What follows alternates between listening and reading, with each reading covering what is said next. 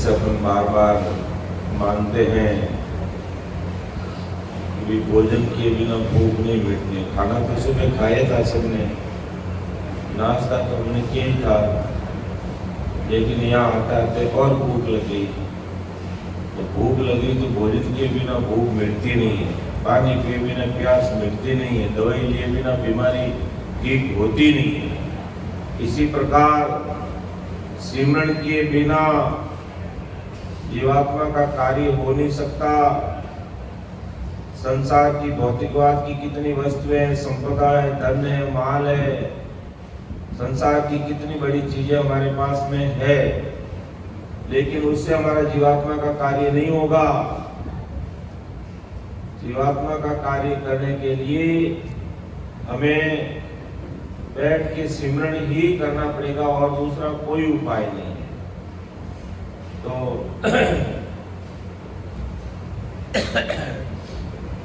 ये सिमरण हमारा निरंतर चलता रहना चाहिए, और ये निरंतर नहीं चलेगा और अगर हमारी उम्र ऐसे ही बीतती गई और एक दिन समय पूरा हो गया, संसार रूपी पूंजी हमारी खत्म हो गई और जिस कार्य के लिए हम संसार में आए वो कार्य हमारा पूरा होगा ही नहीं।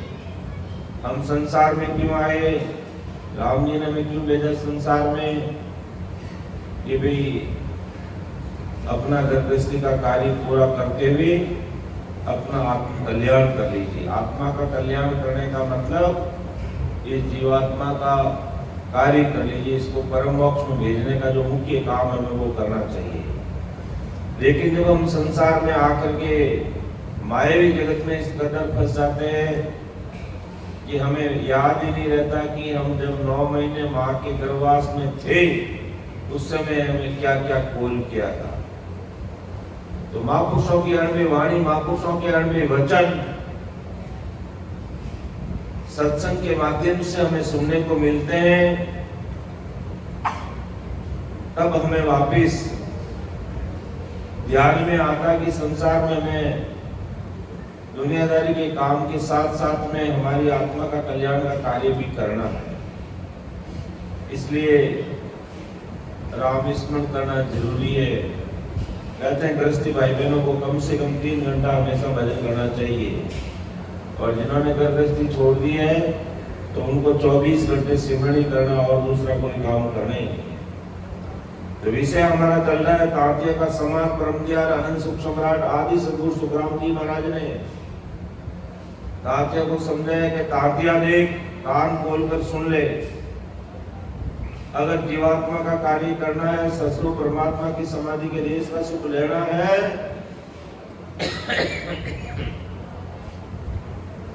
तो सेवा पूजा जी करे, दया ध्यान चार, एक बार से संसार में आगे नहीं विचार, आगे नहीं विचार, हट तप जग में आवे, वेद तप नर साज स्वर्ग के लोक सिधावे, सुख राम कहे सुन तातिया, ओ नहीं ब्रह्म विचार,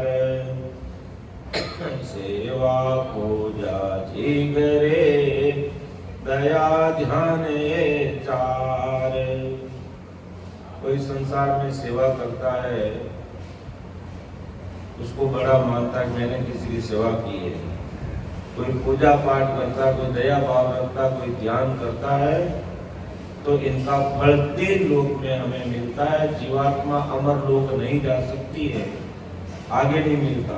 कोई हड्डियों की साधना करते हैं, तब करने वाले भी वापिस संसार में आते हैं। हड्डियों की साधना करते हैं कि ऐसा मैं ऐसा करके ही रहूंगा, कई चीजों को छोड़ देते हैं, कि ये पांव पर खड़े हो जाते हैं, कोई दोनों हाथ ऊपर कर देते हैं, कोई खाना छोड़ देते हैं, कोई केवल दूध पीते हैं, कोई फलाहार लेते हैं। तो इस प्रकार का हड्डियों करते हैं, कोई तपस्या करते हैं, तो महाराज घुमाते हैं कि ये भी हट तब जग में आवे, इनका भी आवागमन से मुक्ति नहीं होती और संसार में इनको भी वापिस आना पड़ता है। आगे नहीं विचार हट तब जग में आवे, भेद तप नरसाद स्वरूप के लोक खिलावे। अर्थात भेद से तरीके से अगर कोई तप की साधना करने वाले मनुष्य है वो स्वर्ग लोक की प्राप्ति करते हैं। तो परम दयाल सद्गुरु सुखराम जी फरमाते हैं इन साधनों से ब्रह्म पद की प्राप्ति नहीं होती, अर्थात उस सद्गुरु राम जी के देश की प्राप्ति नहीं होती। इसलिए अगर राम जी के देश की प्राप्ति करनी है तो हमें जब भी समय मिले सुबह शाम एक आसन पर बैठ के 2-3 घंटे हमें सेवन करना पड़ेगा। अर्थात ये सत्य स्वरूपी राम नाम का स्मरण करना होगा और कोई उपाय नहीं है। काल से हमारी रक्षा यही कर सकता है, काल समय यही बचा सकता है और काल के समय रक्षा कवच के रूप में ये निरंतर निजना में हमारा कार्य कर सकता है। बाकी दूसरी सेवा पूजा जीव जाप ज्ञान ये संसार में फलों की प्राप्ति करवा सकते हैं, शारीरिक सुख दे सकते हैं, हम धन दाने से भरपूर हो सकते हैं, लेकिन जीवात्मा के कार्य के एक ही उपाय केवल ध्यान धरे रे, जे जन केवल ध्यान धरे रे। तो ज्ञान पाठ मंत्र जपे ये सब हद का जाप, सुर गुण पावे जन्म दर, उलटर भुगते पाप, उलटर भुगते पाप परम पद कदे न पावे। रेतक पूरक ध्यान त्रिपुटी में लावे, सुख राम कहे सुनता दिया, या सो मिले ने आप। ज्ञान पाठ मंत्र जपे ए सब हद का जाप। महाराज ने स्पष्ट शब्दों में कह दिया है कि केवल ज्ञान करते हैं, राम राम नहीं करते, पाठ करते हैं, बैठ के भजन नहीं करते, मंत्र जाप करते हैं, राम स्मरण नहीं करते। ये सब हद के जाप है, ये हद में रखने वाले, यानी एक सीमा तक हम पहुंच सकते हैं, सीमा को पार नहीं कर सकते। जैसे कोई जब तक करता स्वर्ग में चला जाता है, ब्रह्मा जी विष्णु जी शंकर जी की भक्ति करके उनके लोक में चला जाता है, शक्ति के लोक में चला जाता है, यह ज्यादा से ज्यादा भोरकाल तक पहुंच जाएगा। ये सब हद के जाप है, इनकी एक सीमा है, इनसे आगे नहीं पहुंच सकते। इनके आगे पहुंचने के लिए हमें निरंतर की जरूरत होती है। जो बोलने में नहीं आता, कहने में नहीं आता, लिखने में नहीं आता, केवल उसको अनुभव किया जा सकता है, केवल उसको हृदय में अनुभव किया जा सकता है। तो महाराज माते ज्ञान पाठ मंत्र जपे ए सब अधिकार जाप, सुरगुण पावे जन्म दर उल्टर भुगते। और सुरगुण की आराधना करने वाले भी वापिस जन्म दान करते, वापिस संसार में आकर के आना पड़ता है, उल्टुल भुगते पाप और अपने किए हुए कर्मों पापों को भुगतना पड़ता है, वापिस जन्म में यानी लख 84 योनि में आना पड़ता है। कि परम पद कदे न पावे, परम पद की प्राप्ति उनको भी नहीं होती। रेचक पूर्व ध्यान त्रिकुटी में लावे, रेचक पूर्व ध्यान करके त्रिकुटी में पहुंचते हैं। सुखराम के सुनते हैं या सो मिले ने आप, यानी ये साधना रेचक पूर्व की साधना करने वाले भी उन्हें आप नहीं मिलता, आप यानी कोई सत्स्वरूप साई परमात्मा उनको भी नहीं मिलता। तो ज्ञान पाठ मंत्र जपे ये सब हद का जाप, ये सब हद का जाप है, यानी इनकी एक सीमा है, उससे आगे ये नहीं पहुंच पाते। तो ये बात महाराज ने उस समय जो एक तांतिया था मध्य प्रदेश में रहने वाला, महाराज की उनसे मुलाकात हुई और महाराज को देख करके वो अचंभित रह गया, क्योंकि महाराज तो 24 घंटे राम सिमरन करते रहते और सदैव सता समाधि में रहते थे। समाधि वो तांते भी लगाता था, लेकिन महाराज की समाधि 24 घंटे अखंडित ध्यान दे करके वो अचंभित रह गया, दंग रह गया कि वो महाराज आप आप कौन से देश की समाधि का सुख लेते हो और वहां की समाधि का सुख कैसा है?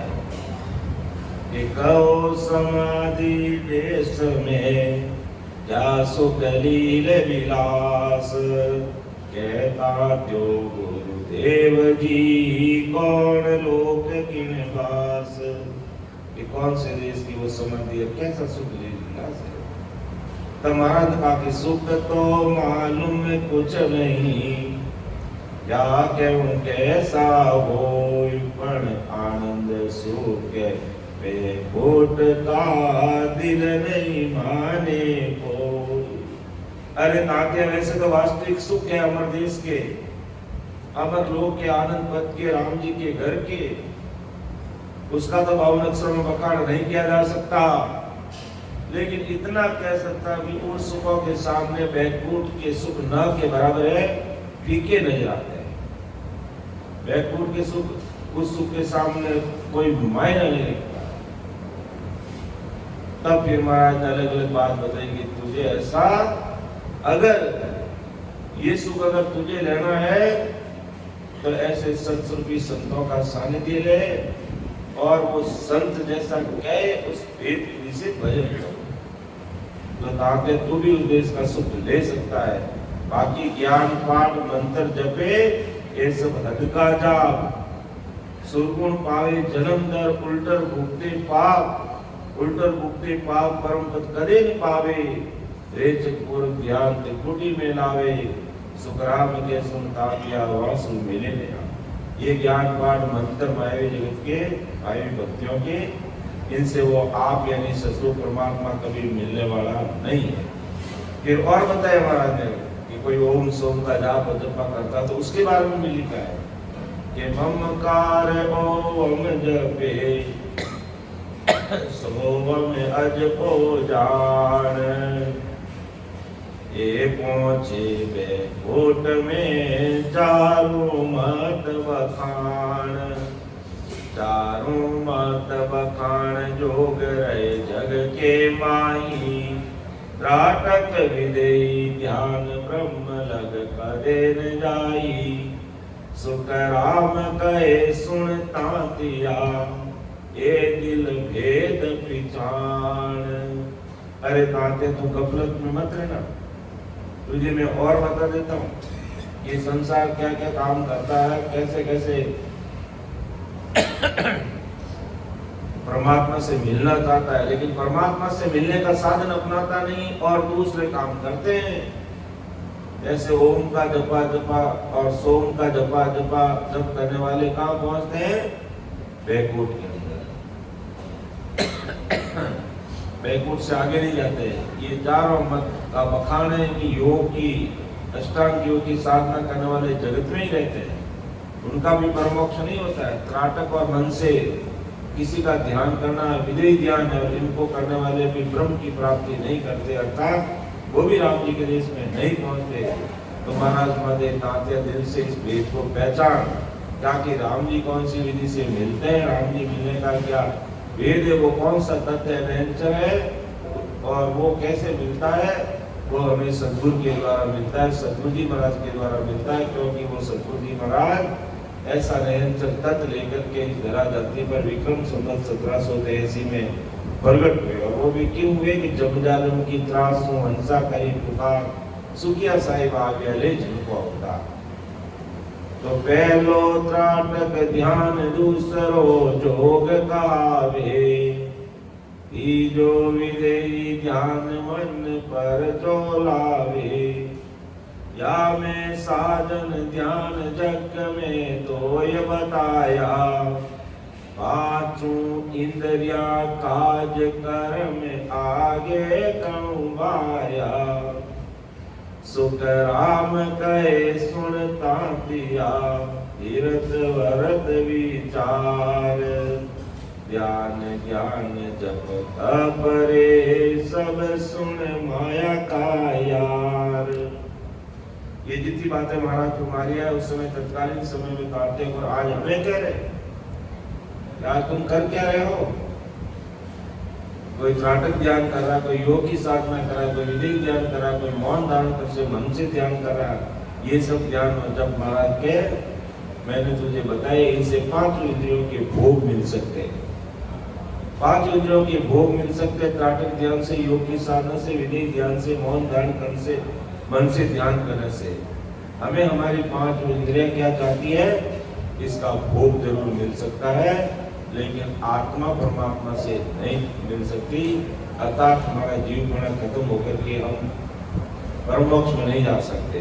परम दयाल सद्गुरु सुखराम जी महाराज फरमाते हैं कि तीर्थ करो, व्रत करो, ज्ञान ध्यान जब तब, ये सब माया के, इनसे माया की प्राप्ति होगी और संसार यही करता है। सुखराम के सुनतांत्य तीर्थ व्रत विचार, ये संसार क्या करती है, तीर्थ करती है, व्रत करती है, होम जी जाप करती है। भले माता पिता घर पे भूखे रोटी के लिए रोते होंगे, लेकिन कई ऐसे लोग देखे वो हवाई जहाज में बैठ करके तीर्थ के लिए घूमते और माता पिता के लिए रोटी की कोई व्यवस्था नहीं।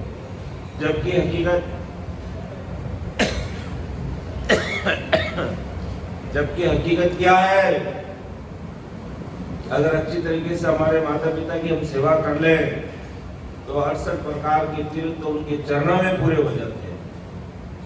लेकिन ऐसा दिमाग, ऐसा दिल, ऐसी बुद्धि लगाते नहीं है और हम बाहर के तीर्थ आसानी से कर लेते हैं, क्योंकि हमारा घूमना हो जाता है, फिरना हो जाता है, इधर उधर खाना खाना पसंद करते हैं, सब बाहर का भोजन पसंद करता है, सबको अच्छा लगता है, तो खाना पीना, ऐश आराम, मौज मस्ती सब हो जाती है।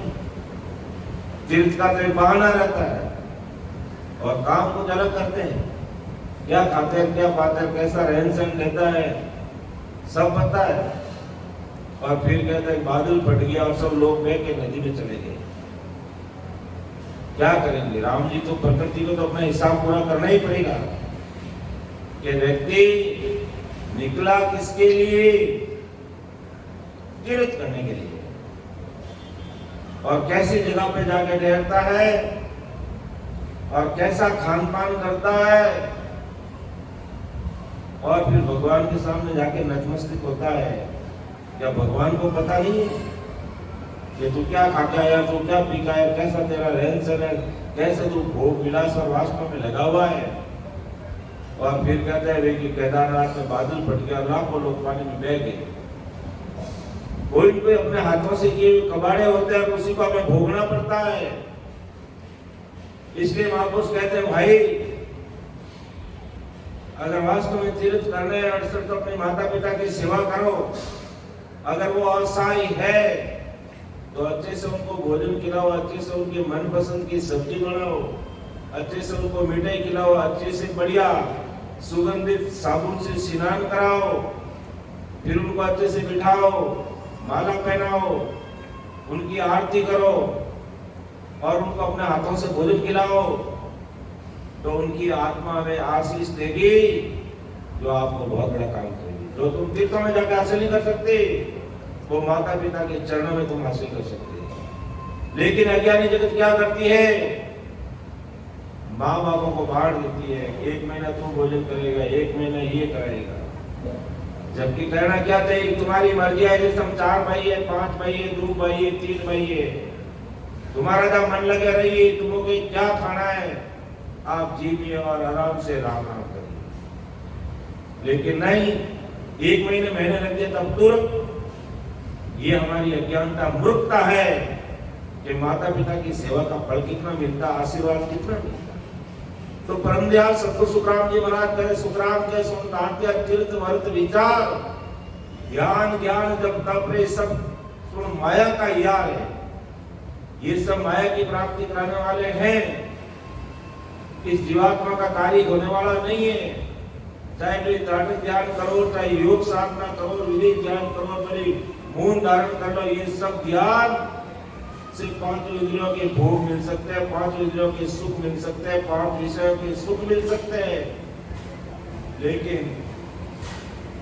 परमात्मा के लिए इसकी प्राप्ति नहीं होती है।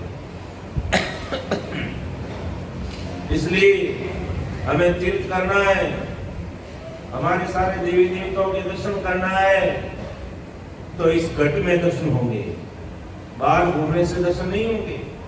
तीर्थ करना है तो अंदर में की, राम जी को पाना है तो अंदर में पाइए। लेकिन भूला नर घूमता फिरे हर ढूंढण के काज, साहिब तो सुखराम के नेड़ा है गटमाई। राम जी गट में, हम कहीं बाहर ढूंढने के लिए जाते हैं, हम कहीं बाहर ढूंढने के लिए जाते हैं, तो चलो भाई गंगा दशमी आ गई, भी हरिद्वार चलेंगे। ये पता नहीं तेरे शरीर में हरिद्वार कहाँ है, इस शरीर में हरि का द्वार कहाँ है? कोई बताएगा इस शरीर में हरि का द्वार कहाँ है? लेकिन हमें पता नहीं, लेकिन वो हरिद्वार पता है। त्रिवेणी संगम प्रयागराज में हमें सब पता है और सब गए वहां पर, ना कहे, लेकिन शरीर में त्रिवेणी संगम कहाँ है? हमें कभी विचार नहीं किया, हमें कभी ध्यान नहीं किया, हमें कभी समझने का प्रयास नहीं किया, बुद्धि लगाई नहीं, दिमाग लगाया नहीं, और इधर से उधर घूमते चले गए। पिछली बार हम गए थे काम पर 2 साल पहले, तिरुमलपुर का ही नाम था उसका, बाबूलाल जी के काम है, तिरुमलाई। वहां कहते सही शंकर भगवान का किसका मंदिर है? बहुत बड़ा,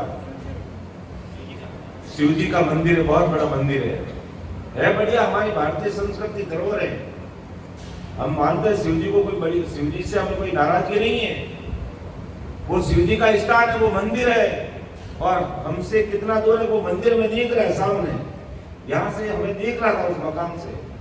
और कहा यार लाखों लोग आते हैं, परिक्रमा करते हैं, चक्कर लगाते हैं, प्रणाम करते हैं। आप लोग राजस्थान से आए, आप ही वहां जाकर हो, मैं क्यों, हम नहीं जाते। बहुत बहुत समझ की बात है। करे आप तो सत्संग करने वाले साधु संत लगते हो, आप तो भगवान को मानते हैं, मैं क्यों 101% मानते हैं। हम शिव जी को भी मानते हैं, विष्णु को भी मानते हैं, सबको मानते हैं, लेकिन बाहर अपने हाथों से बने मूर्ति को नहीं मानते, तो क्या फिर किसको मानते? बड़ा अचंभित रहेगी वो, अरे कि यार बहुत नजदीक है, तो देखने योग्य है। मैंने कहा नजदीक है, पास में, दीवार के पास में, तो भी मैं नहीं जाऊंगा, और कोई नहीं गया। तो फिर कहा कि ये राज की बात क्या है, तुम क्यों नहीं जाते हो? मैंने कहा वो मंदिर बनाया किसने? जो कोई समय में यहाँ के लोगों ने बनाया, अपने हाथों से बनाया ना। मूर्ति किसने बनाई? आज अपन घर में कोई मूर्ति रखते हैं या और मंदिर में प्रतिष्ठा करते हैं, तो बंदा बनाता कौन है? हम ही तो बनाते और फिर हम रखते हैं और उसकी पूजा पाठ करते हैं। ये हमारी भारतीय परंपरा, संस्कृति है। और मंदिर हमारे आस्था के केंद्र है, लेकिन शिव जी कैसे मिलता है, ये राज की बात हमारे समझ में नहीं आती। एक मिनट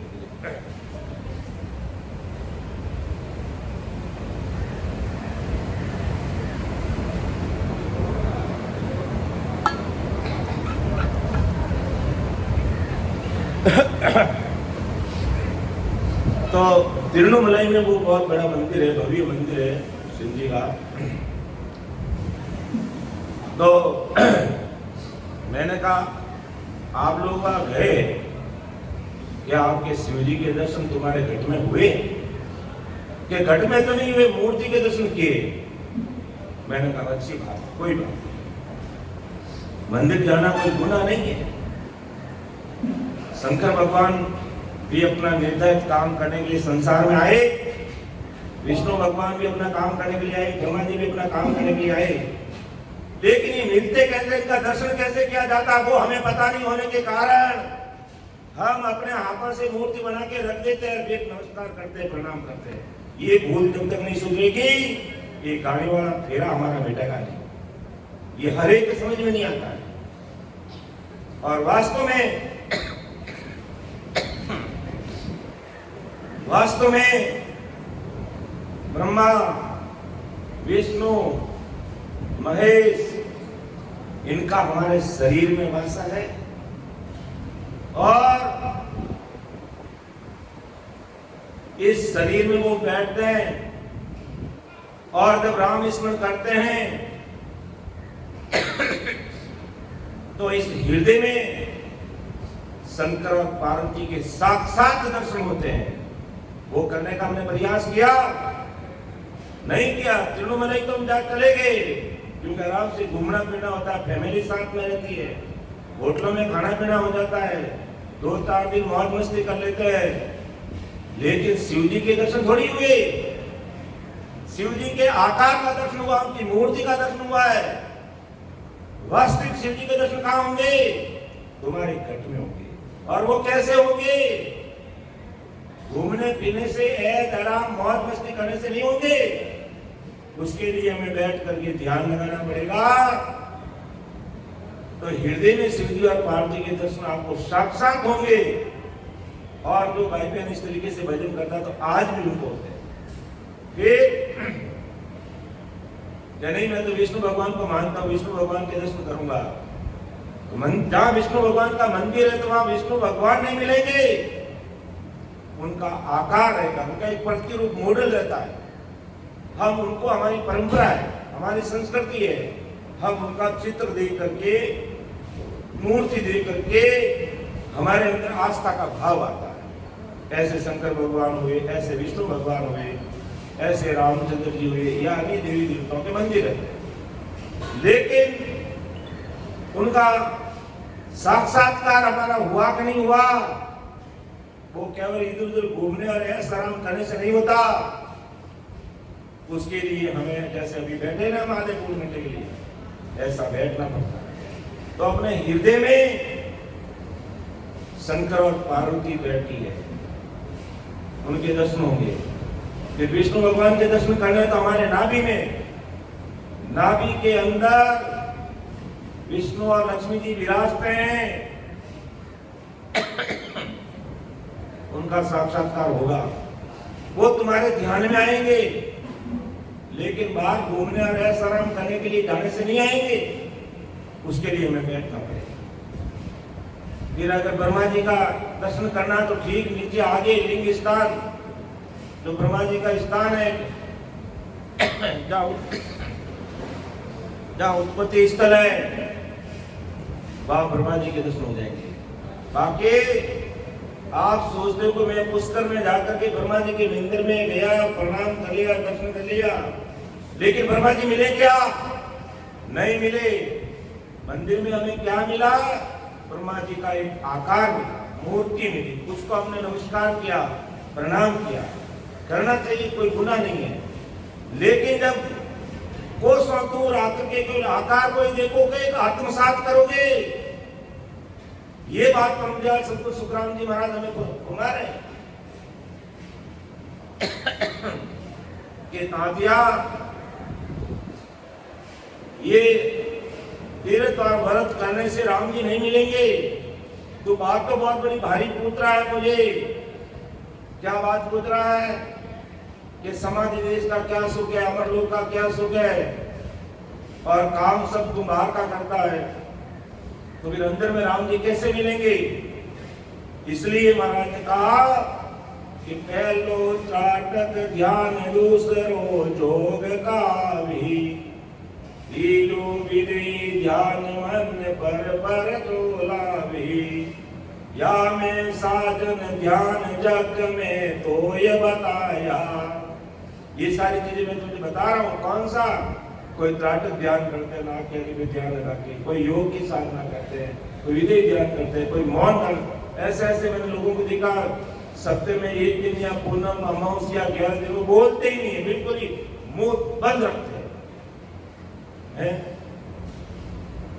मत बोलो, मौन धारण कर लो। लेकिन मन में भी अगर बुरा विचार आ गया तो फिर मौन धारण करने से क्या होगा?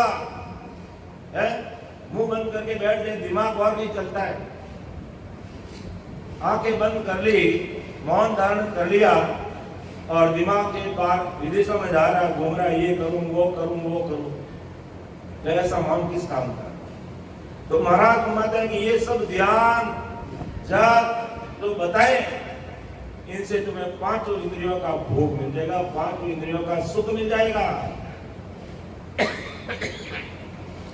इस प्रकार तुम बाहर के आकार पूजा पाठ करोगे तो तुम्हारी आंखें अच्छी चीजें देख नहीं चाहता, तुम्हें अच्छी चीजें मिल जाएगी। तुम्हारा कान अच्छे म्यूजिक सुनना चाहते तो वो मिल जाएगा। नाक अच्छा परफ्यूम सूंघना चाहते वो मिल जाएगा। और भोजन प्रसाद चटक मटक खाना चाहते तो वो भी मिल जाएगा। और स्पर्श इंद्रिय का सुख भी मिल जाएगा। लेकिन राम जी कहाँ मिले, शंकर जी कहाँ मिले, विष्णु जी कहाँ मिले, ब्रह्मा जी कहाँ मिले?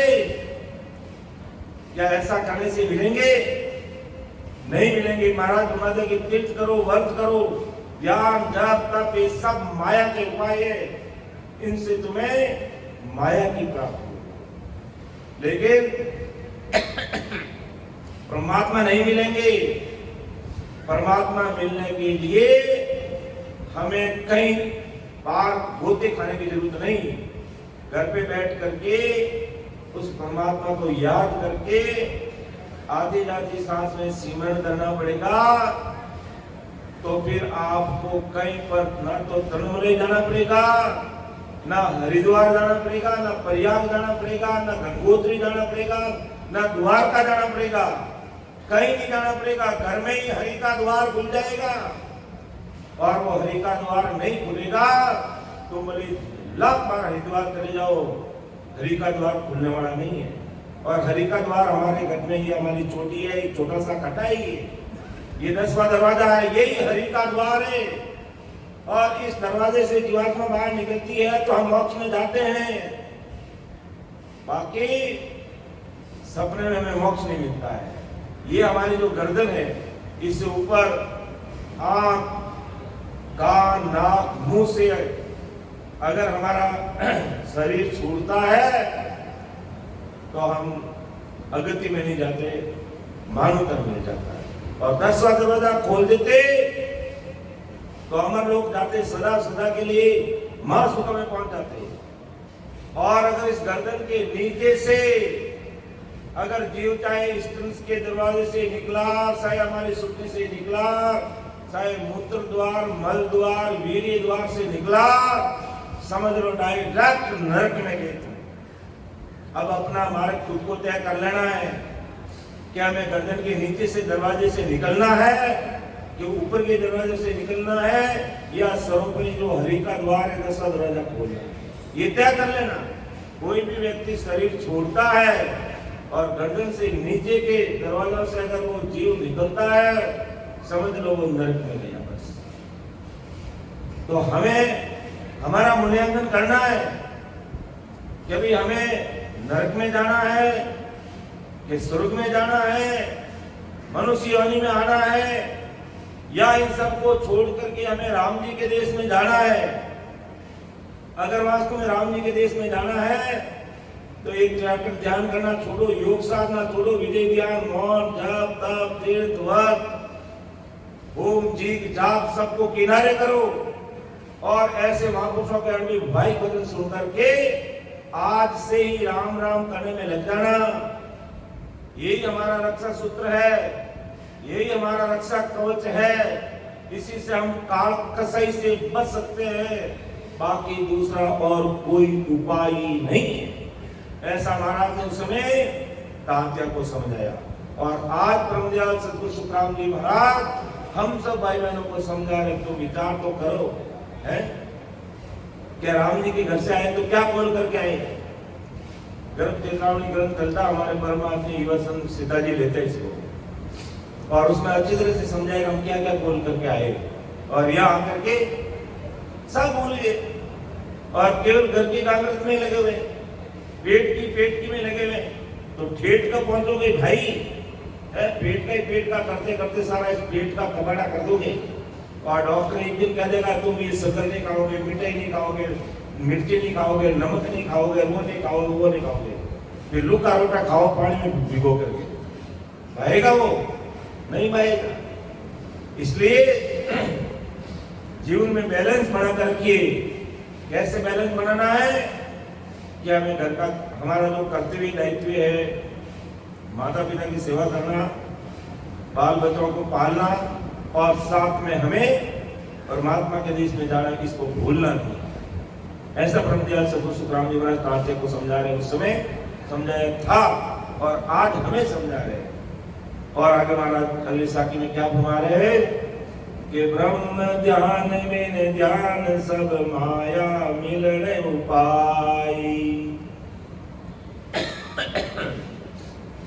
ब्रह्म प्रेम बिन प्रेम सो सब कर्मा की खाई, सब कर्मा की खाई नाम केवल बिन सारा, सब इंद्रियों का भोग करण कारण विचारा, करद शब्द के प्रेम बिन परम मौक नहीं जाई, ब्रह्म ज्ञान बिन ज्ञान रे सब माया मिलने उपाय। महाराज ने बिल्कुल स्पष्ट शब्दों में बात को कह दिए। माने हम नहीं माने, आज नहीं तो कल मानना ही पड़ेगा, दूसरा कोई उपाय नहीं है। लेकिन आज की तारीख में हम इस राम सभा में इस जगह पर बैठ करके महाराज के अमृत भाई वचन सुन रहे हैं और ये अमृत भाई वचन हमारे कानों में पड़ गए, समझ लो अमर लोक का सुख तो तुम्हारी बंदी। अब इस जन्म में महाराज के बाद महाराज के अमृत भाई वचनों पर खरा उतर जाओगे तो इस जन्म में आप अमर लोक जाओगे। और क्या नहीं, मैं तो महाराज को नहीं मानता, बस मैं तो मेरे देवी देवता मूर्ति पूजा करता रहूंगा, करो, लेकिन महाराज के शब्द तो सुन लिए ना। तो ये महाराज का बिरद है कि लोग 14 भवन में महाराज हमें छोड़ने वाले नहीं। अब मैं महाराज को मानता नहीं, महाराज मुझे कैसे नहीं छोड़ते, लेकिन महाराज के ये अणविवाही वचनों का प्रसाद हमारे कानों में पड़ गया। ये सत्संग का गुण है, ये वो सत्संग है जो सत से संग कराती है। और वो अणविवाही वचन है, सुनने मात्र से इसका सुकृत बनता है कि अगला जन्म में हम वापिस जन्म लेंगे तो जन्मते ही हमें राम नाम की गुटकी मिलेगी। हम माँ की गर्भा से जैसे ही बाहर आएंगे हमारे कानों में आवाज आएगी, राम, बोलो बेटा राम। चाहे उसकी दादी के पास है, चाहे नानी के पास है, चाहे उसकी माँ के पास है, चाहे बुआ के पास में है, छोटे बच्चे को गोद में लेती पहले उसको राम नाम सुनाएंगे। ये सुकृत किसका है? ये सत्संग का है। इसलिए क्योंकि महाराज ने तो बहुत बड़ा धैर्य और बहुत बड़ा दिल लेकर के संसार में ऐसा बड़ा भारी वृद्ध लेकर के आए कि जगत के भाई बहन तो मुझे मानो और बड़ी मत मानो, मेरे कोई फर्क नहीं पड़ता है, मुझे कोई फर्क नहीं पड़ता है, लेकिन मैंने तुम सबको मान लिया है, मैंने तुम सबको मान लिया है और सबको मैं परम मोक्ष की प्राप्ति करूंगा। जो भाई बहन कहीं पर भी ऐसे महापुरुषों के अणविवाही भाई वचन हमें सुनने को मिल जाते हैं तो वो गुणी करते हैं। इसलिए कहते हैं सत्संग पल की बलि घर से गोपन होई, जुग जुग में सुख राम के शेष गुना फल होई। आओ तो ऐसा भारी वृद्ध लेकर के महाराज है, क्योंकि महाराज ने कहा कि 4,32,000 वर्ष तक ये मेरी सत्ता इस कलयुग में विद्यमान रहेगी और मैं जीवों को परमोक्ष की प्राप्ति कराऊंगा। ये महाराज का इतना भारी बड़ा वृद्ध, ये सत्संग का इतना भारी गुण। तो हम सभी भाई बहन इस राम सभा में अभी बैठे हैं, हम सभी भाग्यशाली नहीं, परम भाग्यशाली भाई बहन हैं कि महाराज के ऐसे अणविवाही वचनों को सुनने को मिल रहे हैं। बहुत परम भाग्यशाली भाई बहन। और जब ऐसे अणविवाही वचनों को छोड़ करके ऐसे भाई बहनों को सुन के अपन अनदेखा भी कर लेंगे, लेकिन ये अणविवाही वचन अपना काम करेंगे और हमें परम मोक्ष की तरह अग्रसर कर देंगे। कुदरत का करिश्मा है। जो हमने इस शब्द सुन लिए तो महाराज अपने वृत्त की लाज रखते हैं। वो हमारी करनी कर्म रहन सहन खान पान आचार विचार नहीं देखते। अगर ऐसा महाराज देखने लगे तो अपने अपने कपड़ा में सब नंगे हैं। कोई कुछ गलती करता, कोई कुछ गलती करता, गलती का हम पूछ रहे हैं और हमारी गलती की तरफ महाराज देखने शुरू करते हैं तो 7 जन्म में हमारा कार्य नहीं होता है। लेकिन महाराज अपने वृत्त की लाज रखते हैं। क्यों? कि मर्तलों के मानवी है, ये बहुत सागर है, दुखों का सागर है, बिताने के हाथ की बात नहीं है। इसलिए महाराज दिल में दया विचार तो हमें ऐसे महापुरुषों के अन्य भाई वचन सुन करके हमें जो राम जी घट में मिलते हैं, हमें शंकर जी घट में मिलते हैं, ब्रह्मा घट में मिलता है, विष्णु घट में मिलता है, शक्ति घट में मिलती है, 33 कोटि प्रकार के देवी देवता घट में दर्शन देते हैं। उन सब के दर्शन करके आप अमर लोक पहुंचो और बाहर तुम्हें कुछ भी मिलने वाला नहीं है। बाहर घूमने से कुछ भी हाथ आने वाला नहीं है। हमें घूमना अंदर में तो अपन बात करते थे हरि का द्वार। क्या हरि का द्वार कहाँ है? ये 10वां दरवाजा है। इस दरवाजे से जीव जाएगा तो मोक्ष में जाएगा। कान नाक आंख मुख से जाएगा तो मानव धन धारण करेगा या देव योनि पाएगा। और गर्दन के नीचे से कई दरवाजे से निकला तो डायरेक्ट नरक में जाएगा। रोज चुगुते जाएगा। ये पक्का थे। अपन देखते कई भाई बहनों का शरीर छूटता है, आंखों में आंसू आ जाते हैं, वो नरक में नहीं जाता। मुंह खुला रह जाता है, कानों में से कुछ पानी निकल जाता है, द्रव्य निकल जाता है, नाक में से निकल जाता है, आंख में से निकल जाता है, मुंह में से निकल जाता, लाल या मुंह में से आवाज आ जाती है तो वो मानव धारण करेगा, लक्ष्य और सब मिलेगा। लेकिन नीचे के दरवाजे से अगर इसने जीव छोड़ा और गोदाघाट से मलद्वार उसका मल बाहर आ गया नरक, पेशाब आ गया नरक में, वीर्य आ गया नरक में, या स्तन से निकला नरक में, सुंडी से निकला नरक में। ये हमारे हाथ की बात है कि हमें नरक में जाना है, हमें स्वर्ग में जाना है, मानव तन धारण करना है, या हमें हमेशा हमेशा इन महारूपों से बाहर निकल करके परमात्मा देश में जाना। ये हमें विचार करना पड़ेगा। और विचार नहीं करोगे तो काल के सहित तो बम लेकर के तैयार रहता है। और कितने लोगों को मारा देखो, यूक्रेन में कब से मार रहा है, ईरान और खाड़ी देशों को कब से मार रहा है। ये काल कसई का काम है। अपन दोस्त तो बेचारा ट्रंप को देते हैं, ट्रंप क्या करे, उसके क्या हाथ की बात है। राम जी जैसा कराते वो करता है, उसके हाथ की बात नहीं है। जैसी करनी वैसा फल, आज नहीं तो निश्चय कल। अपने कर्मों के अनुसार तो भोगना पड़ता है, क्योंकि हम बहुत आधुनिक हो गए, हेलवाई की जिंदगी जीते हैं, भौतिकवाद में जीते हैं, हमारे पास में हाई फाई टेक्नोलॉजी है, हम चांद और मंगल तारे तक पहुंच गए। लेकिन हम भगवान को भूल गए। उसका परिणाम एक काल से हावी। 1 मिनट के लिए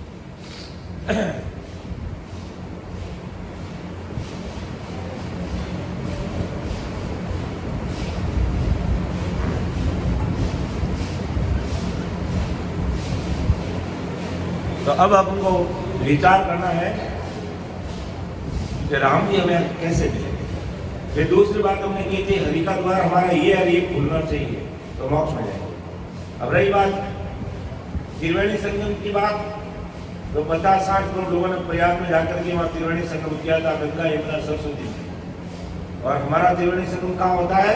या त्रिकुटी में, ईड़ा पिंगला और ऊपर से सुखना, ये त्रिवेणी संगम है। तो हम खंड पे, हम धरती पर तो त्रिवेणी संगम करने के लिए आसानी से चले जाते हैं, लेकिन अंदर में कब करोगे भाई? है भोजन बाहर बना के रख दिया। अगर हमारे कंडो साहब देखो कितना अच्छा भोजन बना रहे हैं, कढ़ाई में कोई हलवा तैयार हो रहा है, सुगंध भी अच्छी आ रही है, लेकिन वो कढ़ाई भर के रख देंगे वहीं और हमें कहते हैं तुम यहाँ से देखते रहो, यहाँ से देखते रहो। तो क्या देखने से हमारे मुंह में आ जाएगा? हमें 2 चीज हमारे वो कंडो साहब बना रहे हैं, उनको हमें जीवना पड़ेगा, हमें जीवना पड़ेगा। तो राम जी बाहर नहीं मिलेंगे, राम जी अंदर ही मिलेंगे। उसके लिए हमें राम नाम जीवना पड़ेगा। तो ब्रह्म ध्यान बिन ध्यान सब माया मिलन उपाय। तो ब्रह्म ध्यान अर्थात सतगुरु परमात्मा का ध्यान के बिना जितने भी ध्यान है तुम्हें माया मिलेगी।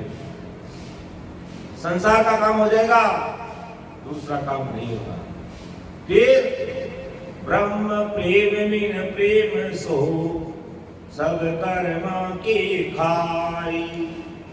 उस ब्रह्म से, उस ससुर राम जी से, उस भक्त से प्रेम होगा तो राम जी मिल जाएंगे और बाकी सब कर्मों की खाई, यानी बाकी सब कर्म बंधन है। सो सब कर्मों की खाई नाव केवल बिन सारा। ये केवल नाव के बिना सब कर्मों के उपाय है। सब इंद्रियों का भोग कारण कारण विचार, करण कारण विचार। सब इंद्रियों का भोग है करण और कारण।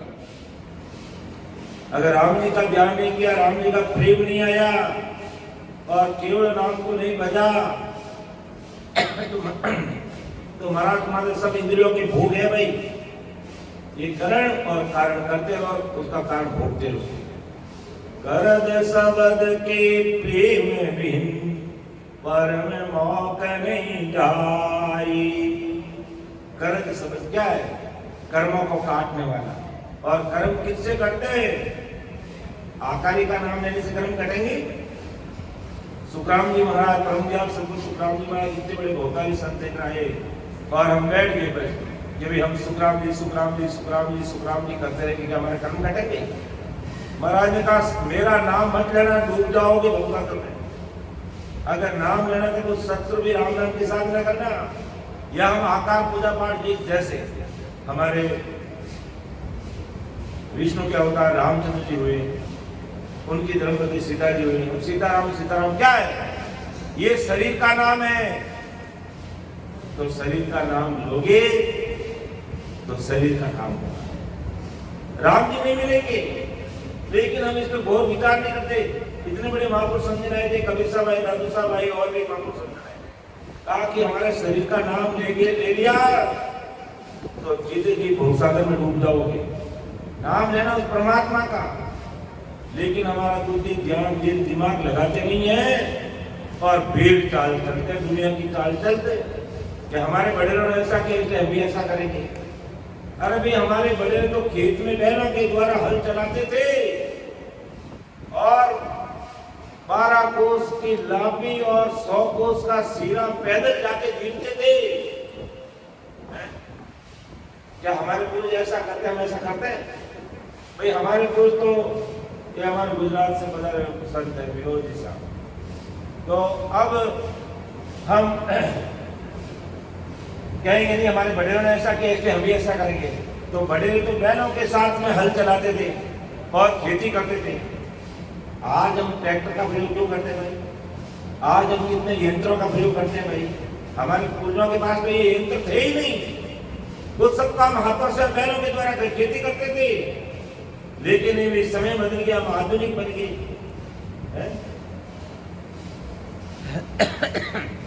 तो वहां तो हम बदलाव लेके आ गए, लेकिन परमात्मा घट में कैसे मिलते हैं ये बदलाव हम लाने के लिए तैयार ही नहीं है। इसलिए मां को हमें चेताते हैं कि हमें बस हमें एक ही बात का ध्यान रखना है कि हमारे हाथों से चीज बना करके हम उसको भगवान मान लेते हैं, कोई बात नहीं, हमारी आस्था का केंद्र है। महाराज ने कोई मना नहीं किया है। लेकिन राम जी का शरीर रूपी मंदिर है, राम जी का ये शरीर रूपी मंदिर और उसमें वो राम जी विराजते हैं आत्मा के रूप में, हम उसका कभी ध्यान करते हैं। इसलिए महाराज को लिखना पड़ा कि ब्रह्म ध्यान बिन ध्यान, और परमात्मा के ध्यान के बिना जो ध्यान है सब माया में उपाय है। ब्रह्म प्रेम बिन प्रेम सो सब कर्मा की खाए, ब्रह्म प्रेम के बिन प्रेम, यानी उस राम जी से प्रेम नहीं आया तो समझ लो सब कर्मों की खाए। सब कर्म बंधन ही कर्म बंधन है। सो सब कर्मों की खाए नाव केवल बिना, ये केवल नाव के बिना सब कर्मों की खाए। सब इंद्रियों का भोग है ये। करण कारण विचार, करण शब्द के प्रेम भी परम मोक्ष नहीं जाए। कर्म यानी कर्मों को काटने वाला जो शब्द है, उससे प्रेम के बिना परम मोक्ष। करत शब्द है ये सत स्वरूपी राम नाम। भेद विधि से हम इसका स्मरण करेंगे तो निरंतर प्रकट होगा, वो हमारे कर्मों का खात्मा करेगा। इसलिए महाराज को लिखना पड़ा कि करद शब्द के प्रेम बिन परम मोक्ष नहीं जाए। ब्रह्म ध्यान विज्ञान सब माया में रहता। एक साथी में और लेता हूँ, ये हमारे महाराष्ट्र से सन षष्ठी तारा सिंह जी बापू पधारे, अपने मुखारबंद से सुनाएंगे। उसके बाद में हमारे रक्षा जी और सीता जी मिलेंगे। तो शुभ अशुभ व्यवहार सर्व इंद्रिया के ताहि, राव रंग ज्ञाधिक सर्व प्यारा जग माही। सब ही भुगते भोग की सब पावे सो किया, यूं करणी जग माई भोग आगे कौन दिया। सुख राम कहे सुनता दिया, यूं सब एक उपाय। परम पद में तद मिले, सो विद नहीं रे मान। महाराज ने स्पष्ट बात की कि संसार में अच्छा भगवान सब किसके लिए? इंद्रियों को। राजा और गरीब को देखो, सभी अलग अलग है। राजा अपने कर्मों को भोगता है, गरीब अपने कर्मों को। कर्म तो कोई भी करो उसका भोग वही भोगता है। यानी हमने कर्म किए, हमें भोगना पड़ेगा, और कोई दूसरा भोगने वाला नहीं है। जैसी करनी वैसा फल आज में तो निश्चित। और सुख शांति महाराज ने तो लिखा है क्या हम अच्छा कर्म करेंगे 6 महीने उसका रिजल्ट अपने सामने है, और खोटा कर्म करेंगे, बुरा कर्म करेंगे तो उसका रिजल्ट भी 6 महीने में मिल जाएगा। इसलिए संभल कर चलना, फूंक फूंक कर कदम रखना, भूल करके भी किसी आत्मा को ठेस मत पहुंचाना, भूल करके भी किसी का बुरा मत करना, भूल करके भी किसी को दुख मत देना। और दे रहे हो 6 महीने के बाद में उसका रिजल्ट भोगना भी शुरू करोगे। कोई नहीं बदल सकता। ये कलयुग बड़ा न्याय प्रिय राजा है। ऐसे लोग तो कलयुग को खोटा समझते, लेकिन कलयुग के समान कोई श्रेष्ठ युग नहीं है। ये ऐसा श्रेष्ठ युग है जो करता हुए भूलता है, जो करेगा वो करेगा। ये कलयुग है। सत्युग में क्या होता? अगर मैं एक अकेला कोई गलती करता तो मेरा वो पूरा का पूरा देश के लोगों को वो सजा मिलती। ये कलयुग का न्याय है। कैसा न्याय है? गलती एक करता लोग सब भुगतेंगे, ये कायदा न्याय है। लेकिन कलयुग में ऐसा नहीं है। कलयुग में जो करेगा वही करेगा। इसलिए कान खोल के हम सब भाई बहनों को सुनना है कि हमें चलते समय हमारे पैर के नीचे अगर चींटी आए तो उसको भी बचाना है। एक आदमी को मारो और चींटी को मारो बराबर ही पाप लगता है। उसमें भी जीव होते वही है। ये कि जाने अंदर में मरने वो बातचीत अलग है, लेकिन कोई बैठे बैठे मच्छर इधर कहते ऐसे करते हैं और 2-4 मच्छर मार देते हैं। समझ लो तुमने हत्या कर दी, तुम पापी हत्यारे हो। और आजकल के वो क्या आते हैं बैट और उससे मच्छरों को मारते हैं। समझ लो वही बैट तुम्हारे पड़ना शुरू हो गए और तुम भी इसी मच्छर मार के मरेंगे ना, वैसे वैसे हमें मरना पड़ेगा। ये पक्की बात है। और नहीं समझ में आ रहा तो देख लो, खाड़ी एरिया में लोग जो मरे कैसे मरे, मच्छर माखी की तरह मरे।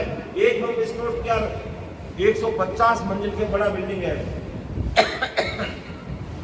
पूरे के पूरे 1 सेकंड में खत्म हो गए, क्योंकि उन्होंने ऐसे घने खूब सारे मच्छर मारे, तो वो भी मच्छर की तरह ही मरे।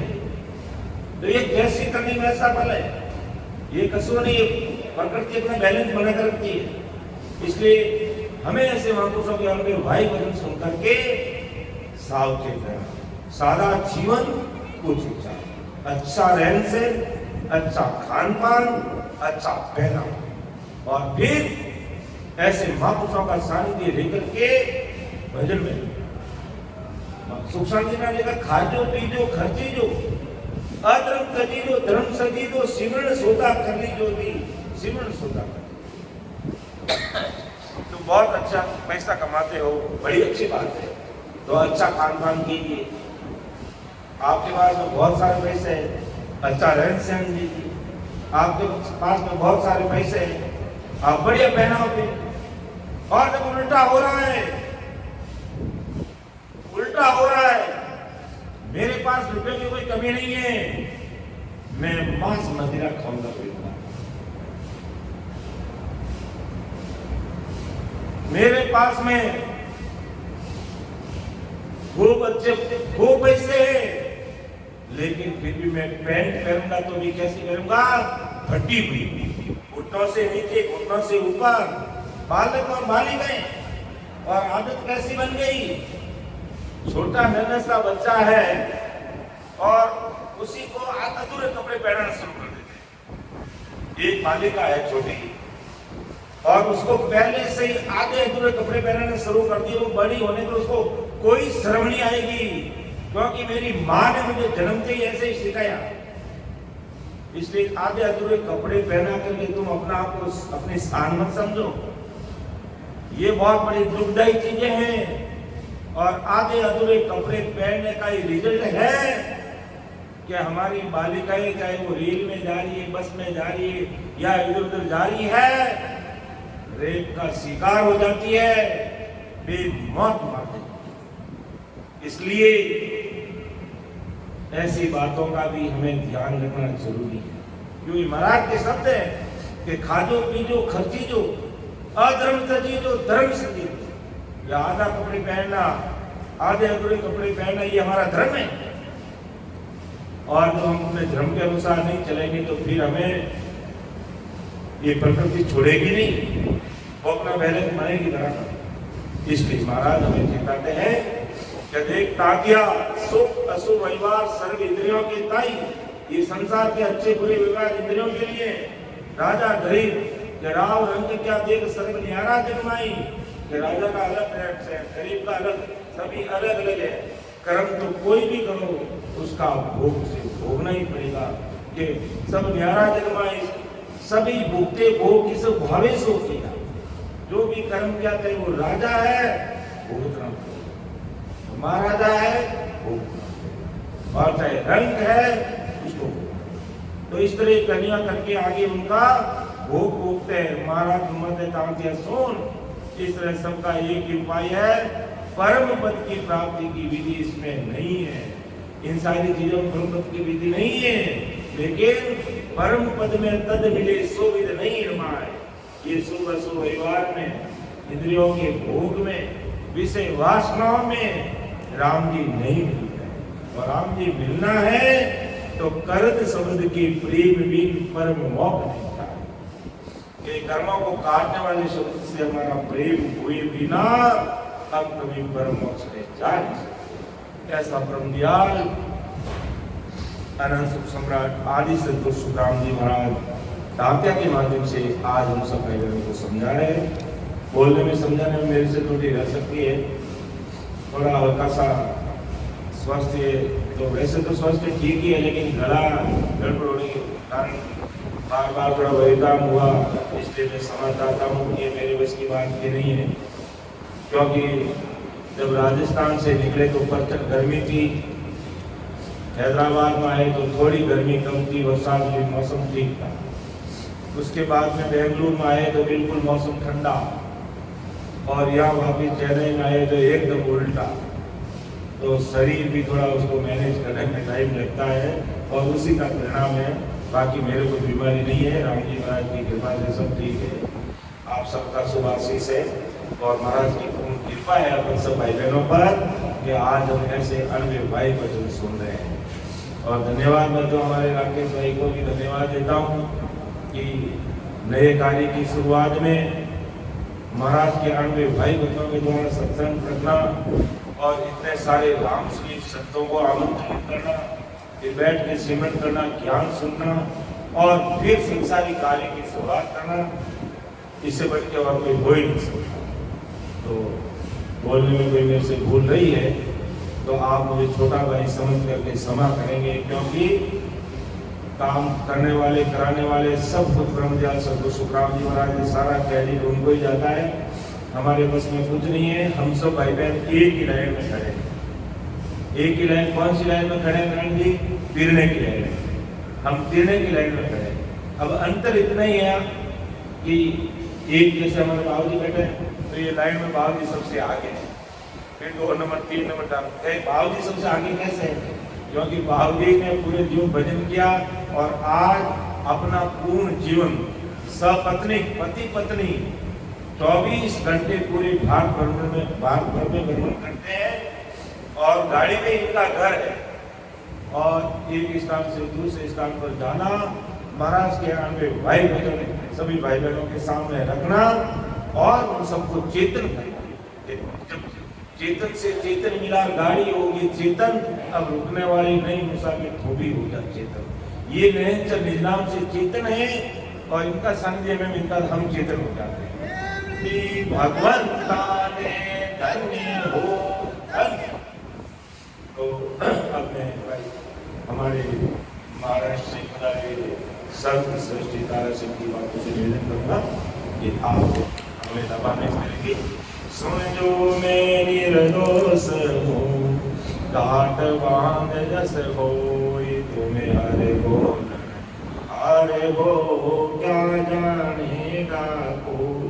परम दयाल अनंत सुख सम्राट आदि सतगुरु, सर्व आत्माओं की सतगुरु, सर्व सृष्टि के सतगुरु सुखराम जी महाराज ने धन्य हो धन्य। राम सभा में राम